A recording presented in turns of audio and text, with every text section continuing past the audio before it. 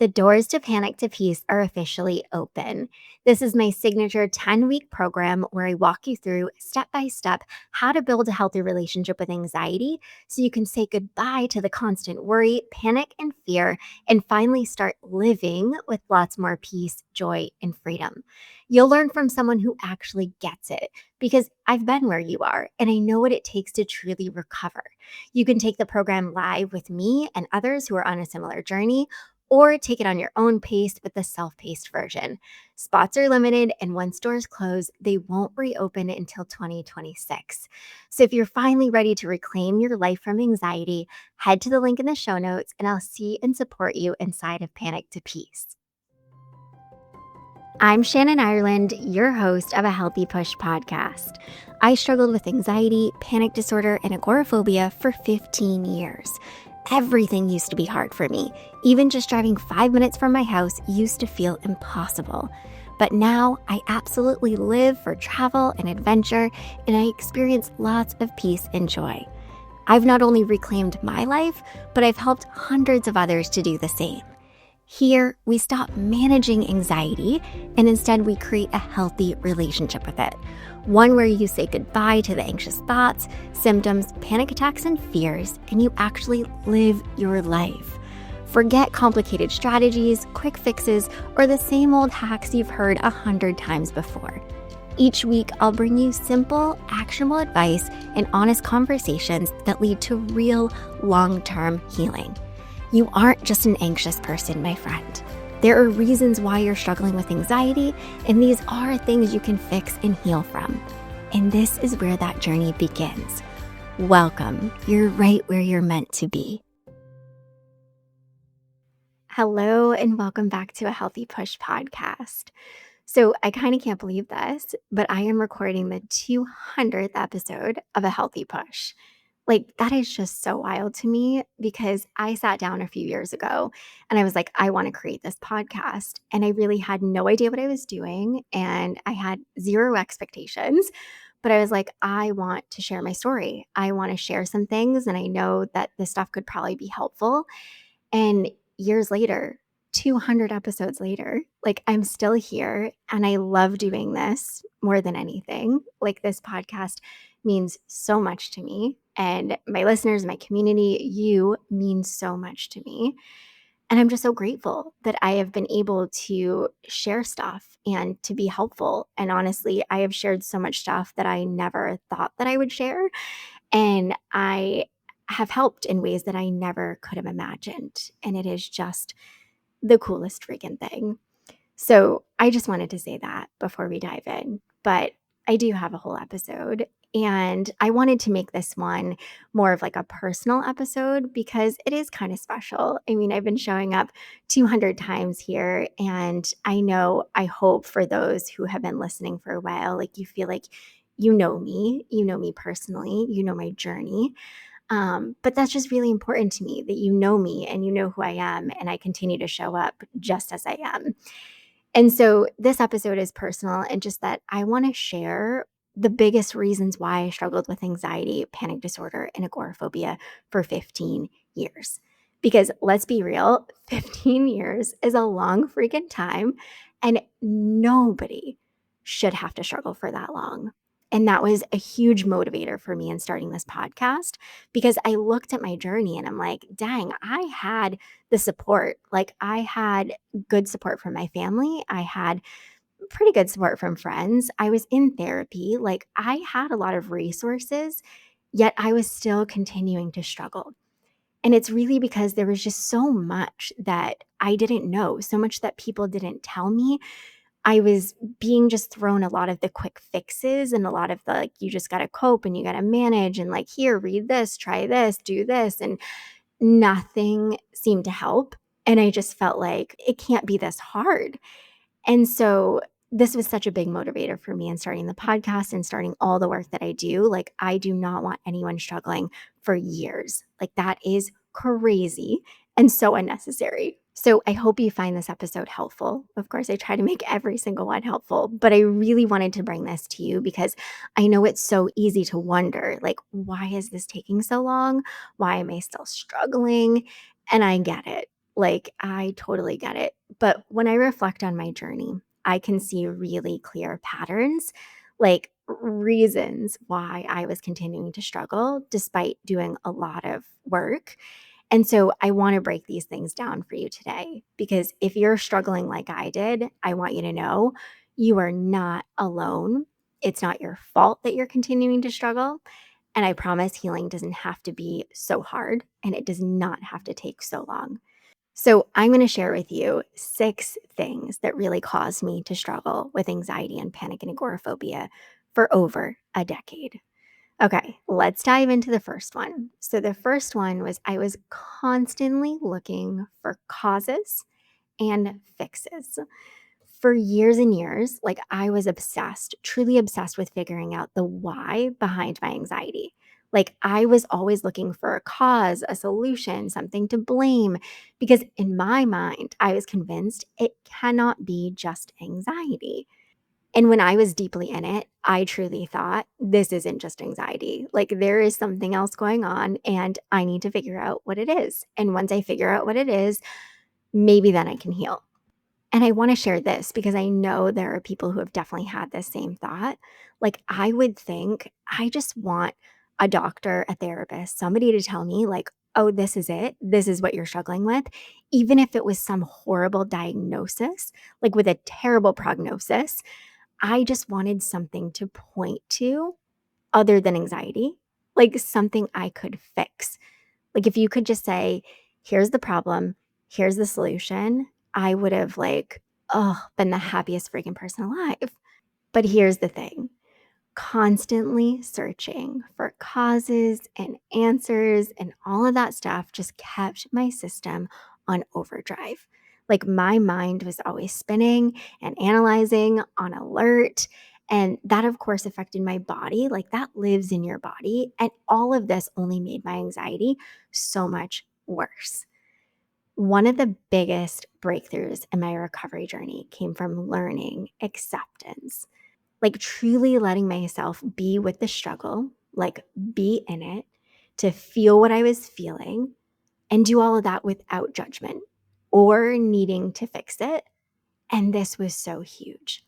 And acceptance is something that we start with in my Panic to Peace program and in most everything that I teach and do because it's an absolute must for healing.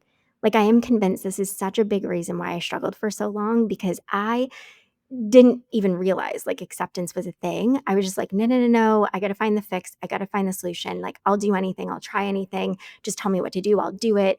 And there was no part of me that was accepting of what it was that I was struggling with and actually accepting of myself and allowing myself to be supportive of myself. So when you try to skip this acceptance piece and you're just constantly looking for causes and fixes, it keeps you stuck on this hamster wheel that, like, truly you cannot get off of. This is something I truly think every single person is struggling with when they come to me. They're like, "Shannon, I have read the books. I have done all the things. Like, I've taken supplements. I've gone the homeopathic route. I've tried medication. I've tried therapy. I've tried breathing. I've tried meditation. I've tried tapping. I've tried changing my exercise routine. I've tried a different morning routine." Like, I get it. Like, I could literally go on because I've heard it all, and I was in that same place too. But when you're constantly going and doing and throwing all the things at anxiety and just trying to fix it and get rid of it, we just cause ourselves to struggle even more. Like, throwing all the shit at anxiety is not gonna be helpful. So, one thing I do when I start working with anyone is simple, but it's powerful. I say, "Okay, let's make a list of everything that we're doing to try to get better or to try to get rid of anxiety. And we're going to look at pulling back on just one thing because all the doing isn't helping. And chances are you're spending a lot of time and a lot of energy and a lot of money on things that you don't even need to be doing or want to be doing." And typically, when people make this list, they're like, "Holy shit, Shannon, I didn't realize how much I was doing." And I'm like, "Yeah, I get it. You're doing because you just want to feel better. You want to be out of this. And that makes so much sense. But more doing always looking for causes and always looking for fixes is going to keep you on that hamster wheel. Okay, the second reason why I struggled for so long is because I was constantly problem solving, analyzing, and intellectualizing. And let me tell you, I am dang good at all of these things. Like, this is just a part of who I am. And I see this in a lot of the students and clients that I work with. Like, really good problem solvers, really good analyzers, really good at intellectualizing, just really smart freaking humans. But these things do not come in handy and they're not helpful when you're working to recover from anxiety and panic and agoraphobia. So these things are closely tied to always searching, right? We do this searching, the problem solving, the analyzing, the intellectualizing, because we're trying to avoid feeling. Like you're creating the escape plans and the alternate ways to do things to make life, quote, easier, aka have no anxiety. And you're trying to control every situation because you don't want to feel.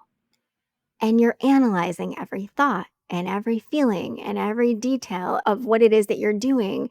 And you're trying to figure it all out in your head. And you think all of this thinking is helpful, right? But we can't think our way out of feeling and we can't analyze our feelings. It's really more about learning how to let these things exist. I went to therapy, I read books, I had aha moments. But the thing is, I rarely did anything meaningful with any of the insights that I got. Like, I truly thought that I could do and think my way out of anxiety. And spoiler, it doesn't work. Healing comes when you actually feel and process what's happening, not just analyze it. So I really want you to give this some thought. Like, how much problem solving and analyzing and intellectualizing are you doing, as opposed to how many healthy steps are you taking? Remember, the healing really happens in those consistent, small, healthy steps. Like, you got to take steps. You can't just think your way to healing. Okay, the next reason why I struggled for so long is because I was always white knuckling. White knuckling is so huge, and I don't think that people really understand it. White knuckling is really when you're doing all the things, like you're going places, you're going to work, you're doing exposures, but you're forcing your way through it all. Like you're bracing yourself, you're rushing, you're trying not to feel. And when the feelings do come up, you're pushing them away or you're running. And this is what I did constantly. I was always trying not to feel. I was always trying to make my feelings go away. Like I was constantly white knuckling my way through everything. Like, I'm going to go, I'm going to do all the things, I'm going to say yes. Like, I have to do this, right? Like, this is going to be good for me. But I constantly had that tight grip on control. Like, things can't look bad. I can't freak out. I can't panic. Like, I can't feel anxious. And when I did, it was that, oh shit, I got to make this go away. This can't be happening. Like, oh my God, what am I going to do? And this white knuckling makes it so hard to do the work, right? Because you're just adding so much stress and anxiety to the mix. And here's the truth, you can do all the things. Like, you can go to work, you can go out with friends, you can do all the exposures. But if you're not actually slowing down and you're not acknowledging how you feel and you're not working to actually let yourself feel, you are just torturing yourself. And I don't want you to torture yourself. Like, I did this for years and years and years, and it just added so much anxiety. I always tell my students and clients, don't just force yourself to do things that you don't even want to do, things that aren't important to you, like forcing yourself repeatedly to go to the grocery store, to go to Target, or go beyond that stoplight, or just go to that stoplight just to say that you did it. Like, this is not what recovery is about. We're not just checking boxes. Like, you've got to let go of the forcing and just the checking boxes and actually allow yourself to experience anxiety and to feel it while taking meaningful steps. This is such a big piece that I was missing for so long. And I wish somebody had said something to me like, yeah, Shannon, it's great. You're doing all the things, but you're also constantly trying not to feel. And that is such a huge problem. And that's something I didn't understand for the longest time. Okay, the next reason why I struggled for a long time, and this is a big one, is that I did have some unprocessed trauma. Like, this was a big piece of my struggle. I was carrying around a lot of stuff I didn't want to face. There was some childhood stuff, there was some teenage years stuff, like, there were just experiences I hadn't even give myself words for, like, I just didn't even wanna acknowledge them, I didn't wanna go there at all. And to cope with all of this stuff, I turned to some really unhealthy strategies, like drinking and smoking cigarettes and smoking weed and restricting food and surrounding myself with just some real shitty people, and the list goes on. And all of this is okay. I have so much compassion for myself now. I wish I had had a lot more then, but it makes sense to do these sort of things because you're just trying to survive. So if any of this resonates, like if you're doing any of these things, please do not beat yourself up. You've got to approach this part of yourself with so much compassion, like the one who's been struggling so hard and trying to get through it. Of course, there's things that you're doing that probably aren't so helpful. That's okay. You're going to work through that stuff and you're not always going to do that stuff. But sometimes this stuff is partly how we are able to get through a lot of the hard stuff. But you got to slowly look at all these pieces, right? And you can't keep going with that. I'm just going to ignore it. I'm going to keep using all these coping mechanisms. Like I'm just going to power through. Trauma really does stick with you. And I really do believe it stays in your body. And until I started facing it like in a safe, intentional, healthy way, it fueled my anxiety more than I ever realized. And I want to say this because this is an important truth. Like, trauma is not a part of everyone's story. Like, not everyone has this trauma that needs to be unpacked, and you need to go back and you need to sort of like relive it and process it and work through it. Like, I truly don't believe that's a piece for everyone. You can struggle with anxiety and panic and agoraphobia and not have trauma. Like, there are many reasons, right, why people struggle with anxiety, panic, and agoraphobia. But if there is some trauma, we got to look at it, right? And we got to gently unpack things that you have been carrying for years. Because the thing is, it shows up now in the present. And that's what needs to be looked at. How is this trauma showing up now? And how can we look at this in a healthy way now? And how can we heal from this? So it's not always, I got to go back, right? I got to go back to the trauma. I got to unpack my entire childhood. Like, I can't say I did all of that. I did a little bit of unpacking because it was necessary, but it was mostly, what are the ways in which this is showing up for me now? What are the patterns that it's created? And that's the stuff that I had to look at.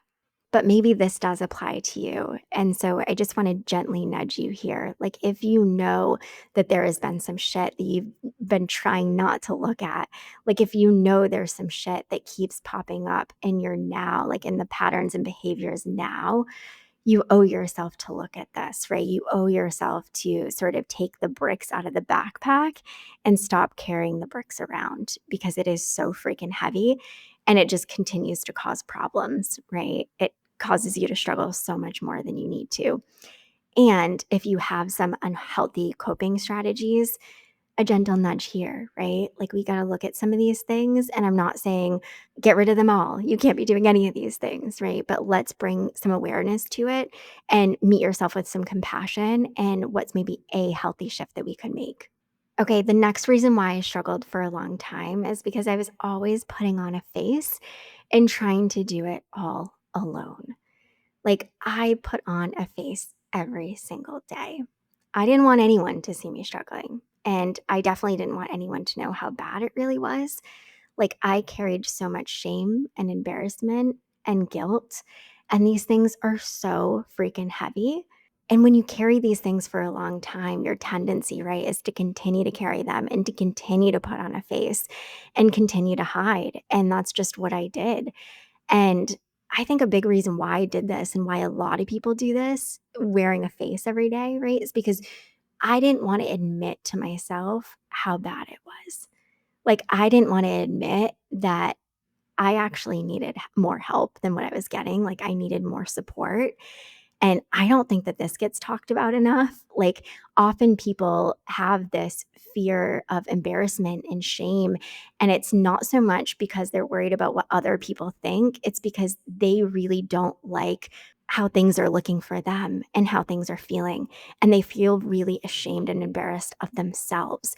And that's work that we can do on ourselves. Like, I had to do that work, right? Like, I had to take off those layers of shame And I had to allow myself to look inward and see this stuff. And I had to allow it to be there. And I had to be more accepting of it. And when I did this work, it became a lot easier to show it to other people, to be vulnerable, to talk about it, to ask for support. So, yeah, I truly think wearing a face is less about other people and it's more so about ourselves. And there's so much work, inward work, that can be done to help heal this part of yourself. And when you do start healing this part of yourself, a lot of things become a lot easier. But with this, I'll say, I also did just put on a face and try to do a lot alone because I had some perfectionism tendencies and some high achieving energy in there. And I just always wanted to like power through and do it and be okay. And like, I can do this on my own, right? Like, I don't need anyone. But I wasn't okay. And I didn't want to even admit that, but I wasn't okay. And I needed to look at those pieces too, the perfectionism and like the why am I just trying to power through and do and why do I feel like I don't deserve or can't ask for support? Those are pieces that you've got to look at if you have these tendencies to like I don't want people to see it. I'm just gonna power through. I'm gonna do all this alone. I don't need anyone. Like, you've gotta look at that stuff. And I'll say on top of all of this, I really felt like I also put on a face and tried to do a lot of it alone because I didn't have people who truly got it. Like, I had some good support, but I felt like nobody really understood what I was going through and nobody could really relate. But that was also because I wasn't talking about it, right? I was hiding it. So very well there could have been people who were struggling with it or who could have just been really helpful and supportive who maybe had struggled with it or just had a lot of empathy and compassion that could have helped and supported me through it. But I would have never known that and gotten that because I was always just trying to hide it. So I can say this, right? Like putting on a face, trying to always hide, trying to always do it alone just made the anxiety worse. And it really led to a lot of isolation.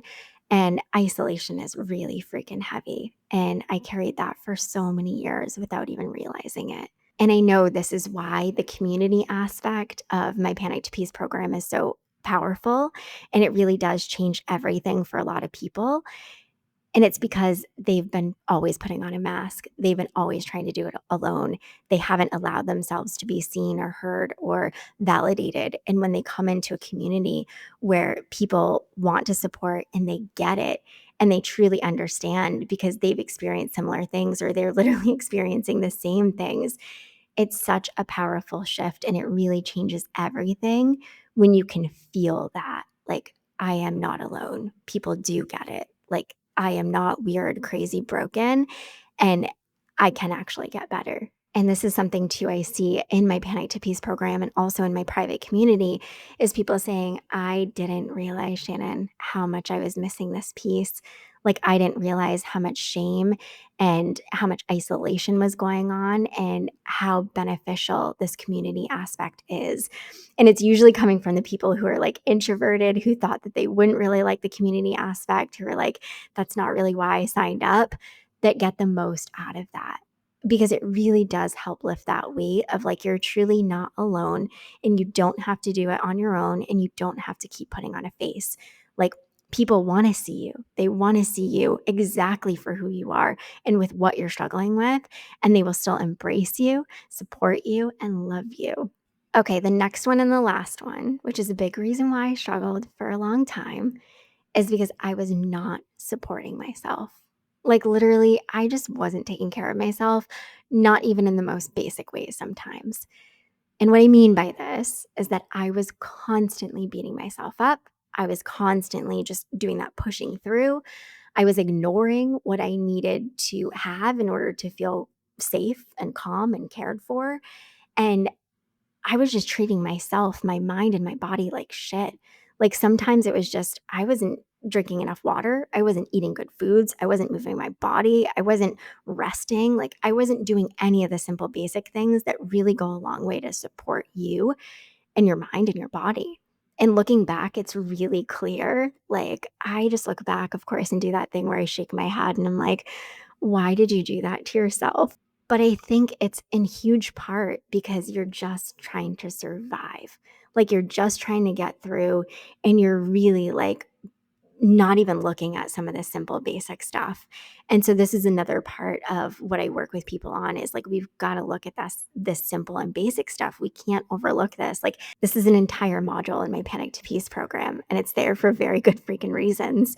Like you've got to take care of yourself. If you're not supporting your mind and body, how do you expect that you're going to heal? How do you expect that you're going to be able to do some of the harder stuff? So yeah, looking back, it's so clear, like years of trying not to feel, of just trying to force myself through everything, of hiding, of not being kind to myself, not asking for help kept me so stuck. I have to say this.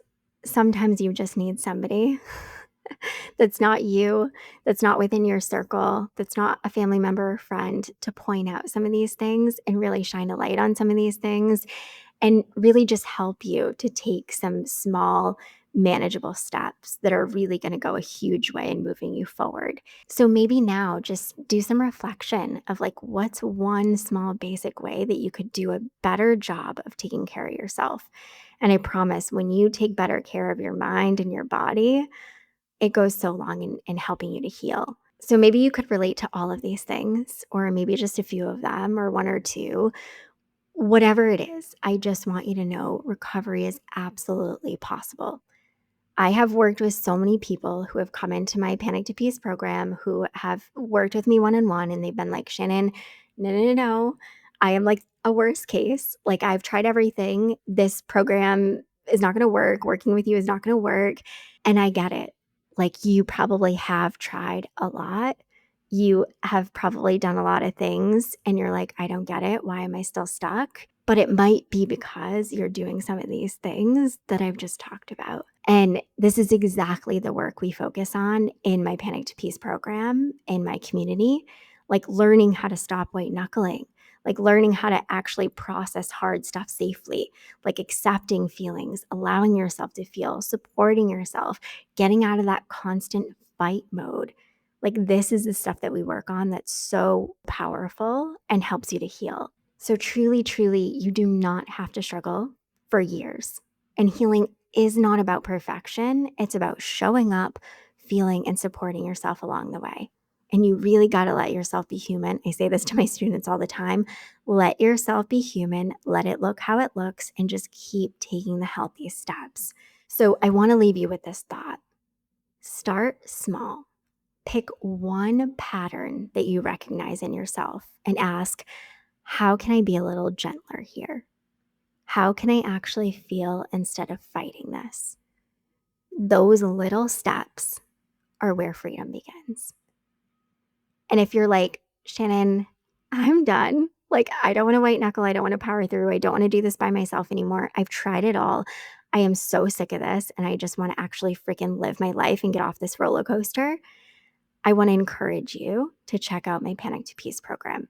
It's a 10-week live program. You get support from me every single week alongside of all the other people who are in the program with you, who are going through very similar things as you.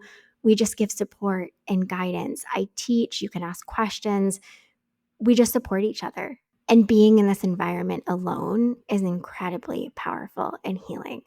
So if you've thought about joining Panic to Peace, if this is the first time you're hearing about it, I really want to encourage you. Go look at what it's all about. The link is in the show notes. And when doors open on September 10th, I think they might already be open when this episode comes out. I want to encourage you to hop into the program. I would love to support you and see you there. Okay, until next time, keep taking healthy action. I hope you loved this episode of A Healthy Push. If you have, I'd be so grateful if you could leave me a rating and review wherever you're listening to this podcast. This helps people to find the show and get the support they need. And if you know someone who could use a little push, be sure to share this episode with them. And for even more support, head over to ahealthypush.com for show notes and loads of tips, tools, and inspiration to help you on your recovery journey.